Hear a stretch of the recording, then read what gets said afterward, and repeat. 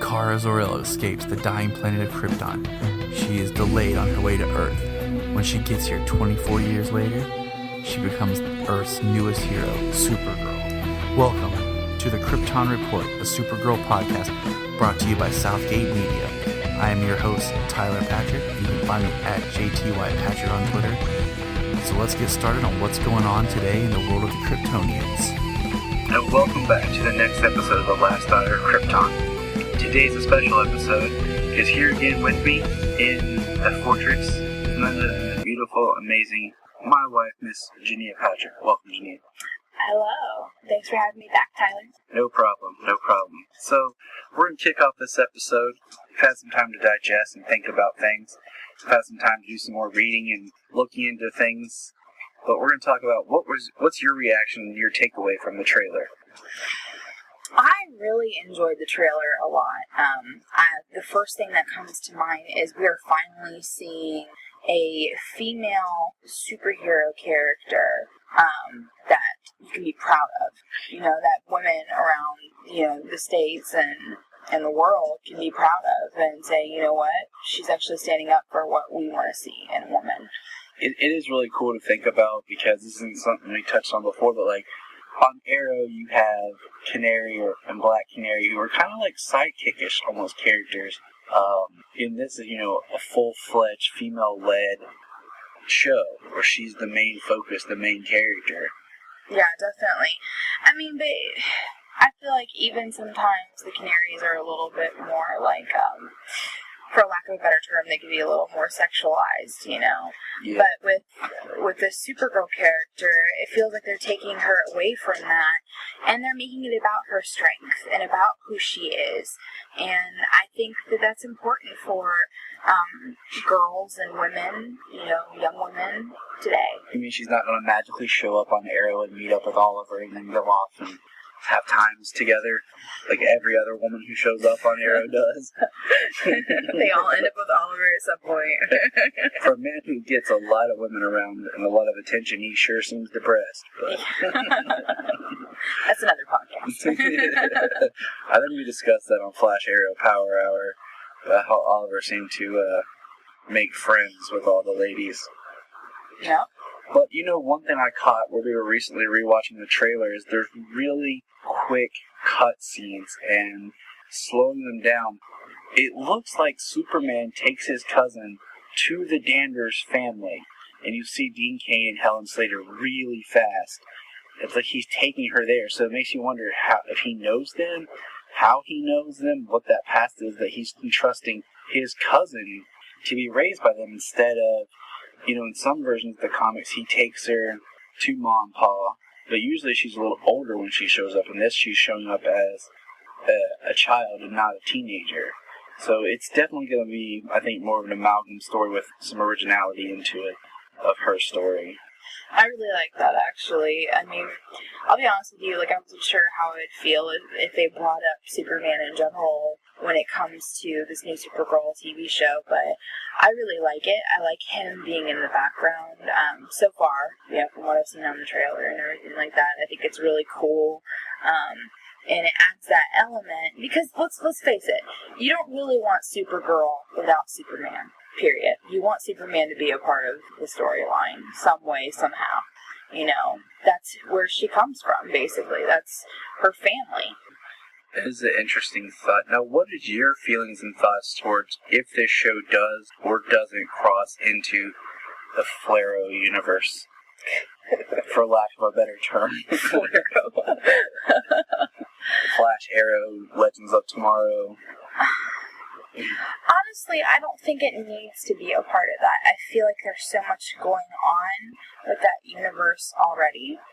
That I think adding Supergirl into the mix might just become too much, too overwhelming. And then it's like, there's too much to keep up with, and I don't know. I kind of like it being its own, Chris and I were speculating, if maybe we get season 1 Supergirl done, and season 2, somehow connects, all this was taking place beforehand or something, to where, like, Flash and Arrow are running parallel with each other.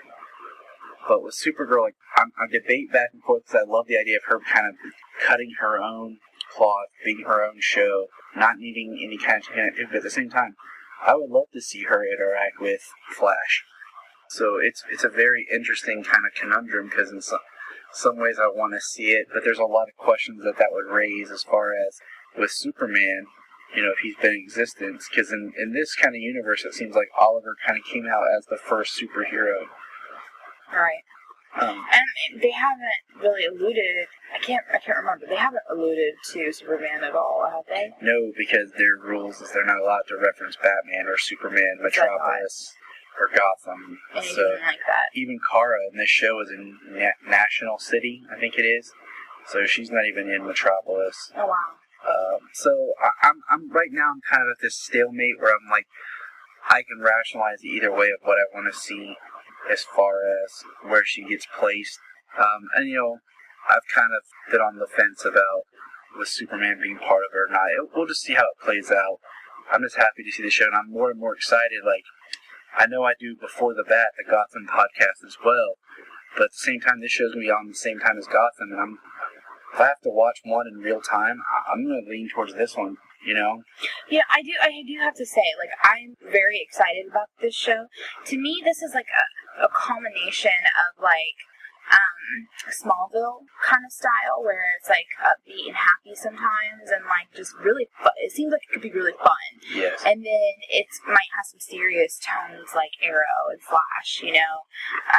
Flash is a little bit more upbeat too, but still, this one seems like it's going to be a little bit more fun and exciting. I love the chick that's playing Supergirl. I already love her. I know she's not like your stereotypical blonde Supergirl, but she's great to me. The saddest part about this is having her cast and having Grant Gustin's Flash really tempts me, but I'm not quite there yet. Like, I don't think I can lower myself to that level, and no offense to fans out there, but I just can't bring myself to watch an episode or past episode of Glee ever. But having, like, just really liking Grant. Yeah, I love Grant. And then, like, interest in her, I'm just like, but I can't do it yet. I can't do it. I feel like they're like, we need superheroes. Get anyone that was on Spartacus and Glee. I mean, Captain Boomerang, Deathstroke, Nyssa, all came from Spartacus. I didn't know Nyssa came from Spartacus. Yeah. That's cool. And then you have Supergirl and Flash from Glee, and there's probably some more that I'm missing out there. Or people who used to be on the other CW show, because that's a trope of CWs to reuse actors, which isn't bad. That's a great which thing isn't that bad at all. CW does. But they seem to bring in new people too, so I love CW for that. I always thought it was funny because, like, for a long time, Smallville and Supernatural, anybody who's on those shows just watched to be on another show or on back and forth on each other. I always wanted a quick, like, odd reference, like, especially in the episode, and we get tangential here, Supernatural, where they go to the, it's in season 5, when they go to where everyone's role-playing as Sam and Dean at the hotel. Oh, yeah, the Supernatural convention. I always thought it'd be awesome if, like, just in the background there was Tom Welling and Justin Hartley dressed as Sam and Dean, just for, like, some sort of funny nod. Alright, but we digress here. Today's episode, after reviewing the trailers, we're going to talk about the character of Cat Grant. She's one of the main characters that will be in the Supergirl series, who has a long and diverse history with the Man of Steel. Cat first appeared in Adventures of Superman 424, January of 1987, as a Gotham columnist for the Daily Planet. Introduced as a potential love interest for Clark Kent, her character added a new dimension to the Clark-Lois Superman. Now, personally, unlike the plot of Superman 4, which had the idea but just dropped the ball, which is ironic because it's the same year that this comic was published, I always thought having someone who actually was attracted to Clark, like the Christopher Reeves bumbly, awkward Clark Kent, was kind of funny, because that Clark is not supposed to have somebody. Like, when he decides to become Superman, like, it's kind of like Clark is not the person that girls would be interested in. So I always thought having that kind of as a background could be really interesting for a story. They attempted it in Superman 4, but it just kind of fell short. Yeah. But Kat arrives in Metropolis taking a position at the Daily Planet. She is well known for her syndicated columns in Los Angeles, where she was recently divorced from Joe Morgan and has a son, Adam Morgan, which is going to be, I wonder if he'll appear in the series, since we've seen like this Kat Grant is a little bit more mature. I wonder if Adam will be referenced to, because there is a connection between Supergirl, Adam, and Kat. She needs to prove herself to Perry and Clark and Lois that she can be a real reporter, and Kat goes undercover at Galaxy Broadcasting to keep Clark exposed to Morgan Edge links to Intergang. Kat joins the TV station and becomes an on-air reporter who eventually gets her own talk show, The Kat Grant Show. Now, Kat's son Adam is one of several children abducted later on by the Toy Man. Now, in the trailer, we meet Winslow Schott, who will be Toy Man. He is the guy that's helping Kara on the roof. That's the story. Yeah. He is the one who is helping her on the roof. That's supposed to be like not a love interest for her, but he's supposed to be in love with her, but she doesn't like him. He's the dark-haired guy you see in the trailer. Oh, yeah. I like that actor. So he's kind of that, one day I will be a villain, much like that they hint at Caitlin Snow, one day is supposed to become Killer Frost. Yeah. And you're just kind of like, wow, I wonder what's going to take them there. Much like in Smallville, when it started, you had Clark and Lex as friends, yeah. which I think they could have done more with, but that's another podcast. I need my own Smallville podcast. No one will listen to it. It'll just be me talking about a show that ended 4 years ago. I love Smallville. So I'm interested where that'll go. Now, Adam was abducted by Toyman, and Adam is murdered when he tries to escape. Yes, that was our dog Elle, or Ellie, but I call her Elle after her Kryptonian heritage. Janine wouldn't let me name her Crypto, so we went with Ellie. She thought she was getting to name the dog what she wanted, but secretly did she not realize that she was sort of giving her a Kryptonian name. But during Lex Luthor's tenure as president, Kat serves as a White House press secretary. She is the reporter for the television station during the death of Superman. So she has a very diverse history. It was during writer Sterling Gates' take on Supergirl where we're bringing in the story where Kat will be a regular supporting cast member as well Lana Lang was. But Kat holds a grudge against Supergirl because of her lack of respect and careless handling of a metahuman fight that left her slightly wounded. Kat starts a slandering campaign against the Girl of Steel and pages the Daily Planet, turning a large number of the people of Metropolis against Supergirl. Now, as you're noticing, there's a very tight-knit connection between Supergirl, Kat, and Toyman.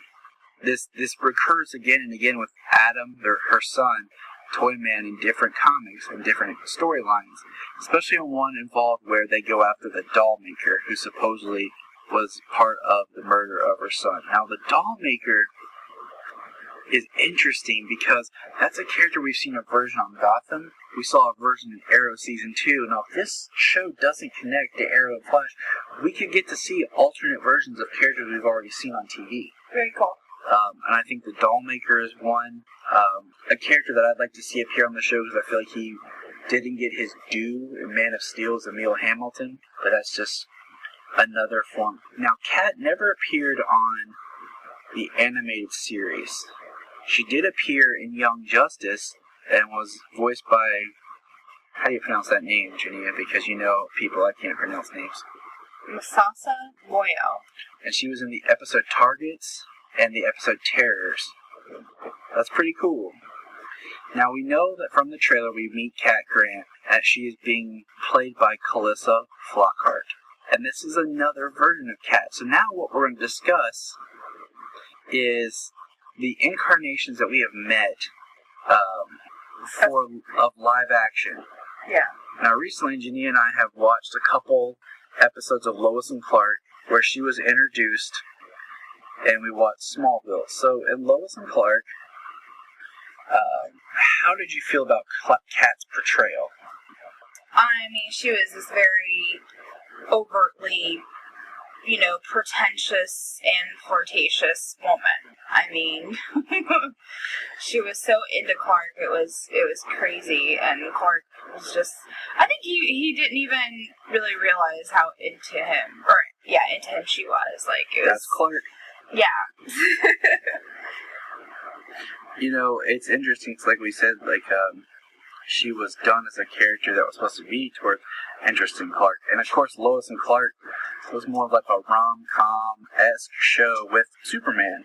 Yeah. So it makes it a little bit more interesting that Kat appeared. But Kat was only in the first two seasons. They phased her out rather quickly. That's what I was going to say. Is like, one thing I noticed is that she really wasn't a part of it very much. I mean, you'd see her here and there, but there wasn't a huge part for her, which in this new Supergirl, it definitely seems like she's going to have a more integral role in the whole storyline.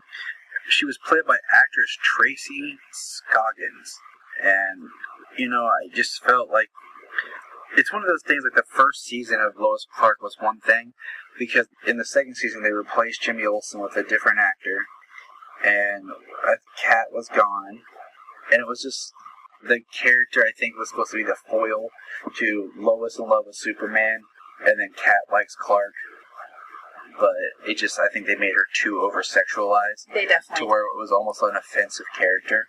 Yeah. Like if I was a chick and I was watching this, I'd be like, yeah, that's not cool. Yeah, she was very over-sexualized, and it was too much at times. And then we get into Smallville, in the season 10, when we get what's supposed to be the real version of Cat Grant, because there's an off comment about a throwaway Cat Grant character that was introduced in season 9, which is funny because they did that with Kara, too.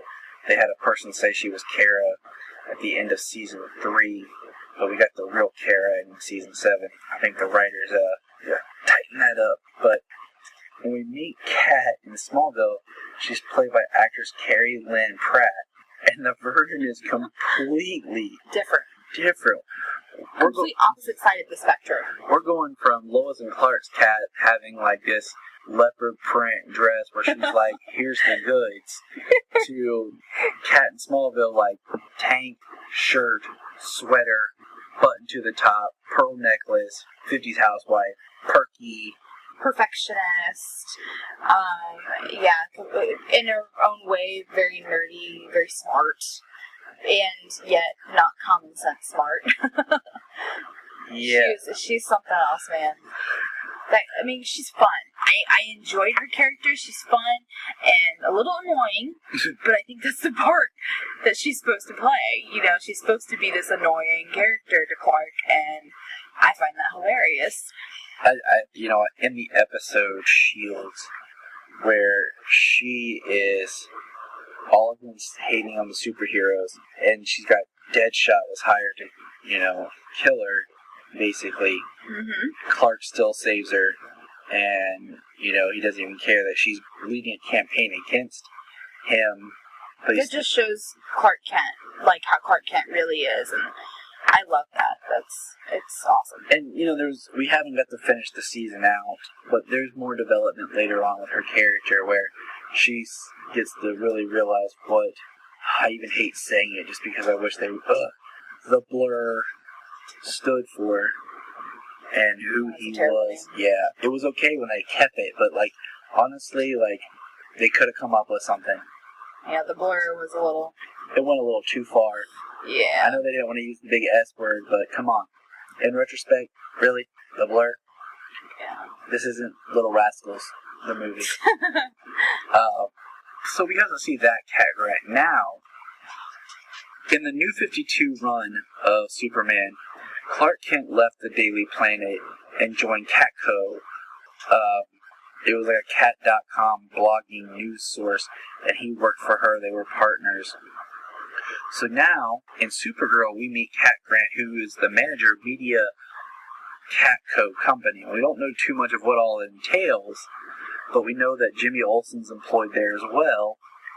And in the trailer, we get two defining scenes that really, I think, demonstrate what Cat's character will be in this new series. Yeah.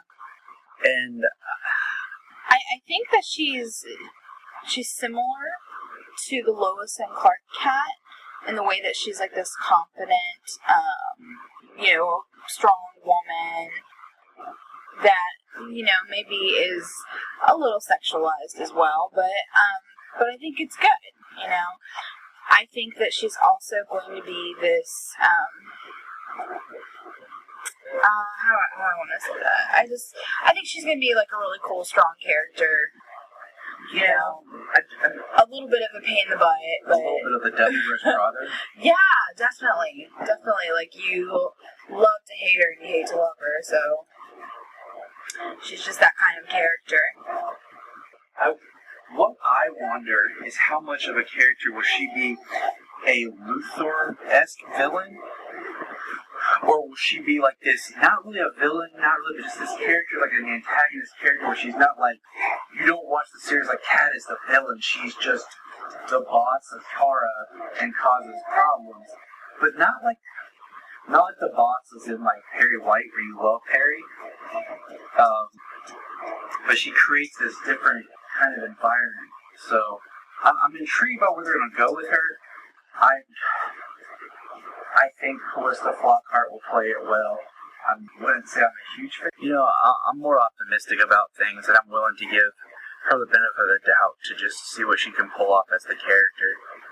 So I'm excited. I mean, I'd rather be excited about all this great and wonderful comic book, especially DC things we're getting, because DC's killing it on TV.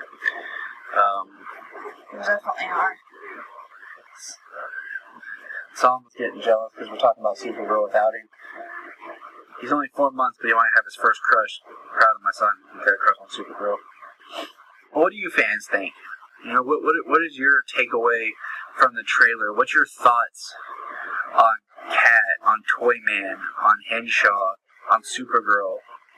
We're talking about all the main characters we've experienced so far. But, you can find us on Twitter at Last Daughter, and then you can find me in my other many podcasts. So, that kind of wraps up Cat Grant for now. We're going to see what's going on. There's a lot of history. I definitely encourage everyone to dive into their local comic book shop, library. Any final thoughts, Jania? Just for all you fans out there of Supergirl, stay optimistic. Be open to the new storylines and the new characters and the different types of characters that are going to come into play. I think that it's going to be exciting. I think it's going to be different. And for the women out there who are listening or, who love Supergirl, just make sure that you appreciate this for what it is, for this strong female character that's finally what we really want to see, us women really want to see in the comic book world. Thank you for listening to the Krypton Report, the Supergirl podcast. Hit us up on Twitter at Krypton Report. Leave us a review on iTunes and let you know what you think, how the show can be better, your thoughts on Supergirl, and anything else you feel like chatting about. And I'll catch you next week.